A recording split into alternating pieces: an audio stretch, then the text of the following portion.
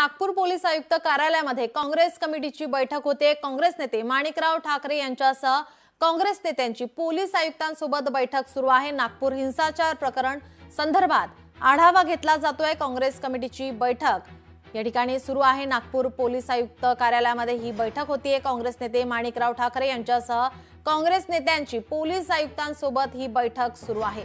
नागपूर हिंसाचार प्रकरणी संपूर्ण आढावा या ठिकाणी घेण्यासाठी काँग्रेस कमिटी नागपूर पोलीस आयुक्त कार्यालयामध्ये पोहोचलेली आहे आणि संपूर्ण परिस्थितीचा आढावा घेत आहेत।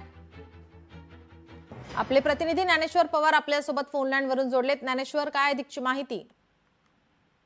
अगदीच आपण पाहायला गेलं थोड्या वेळापूर्वी जे ते हर्षवर्धन सपकाळ यांनी जे ते नेमलेली या ठिकाणची शांतता प्रस्थापित करण्यासाठी जी कमिटी ती आता नागपूर पोलीस आयुक्त कार्यालयात पोहोचलेली आहे आणि नागपूर पोलीस आयुक्तांकडून जे ते नागपूरमध्ये जो हिंसाचार झाला त्याचा एकूणच जे ते आढावा पोलीस आयुक्तांकडून जे ते एकूणच घेतला जातोय।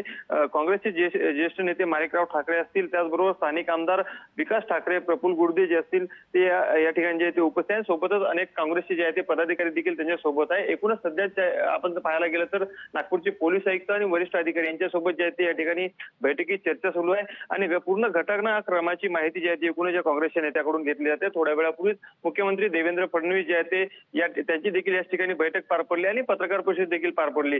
मुख्यमंत्री या ठिकाणाहून बाहेर निघताच तात्काळ जे आहे या ठिकाणी काँग्रेस कमिटीचे काही नेते जे आहेत या ठिकाणी दाखल झाले आणि आता सध्याला नागपूरच्या पोलीस आयुक्तांसोबत जे आहे त्यांची बैठक सुरू आहे।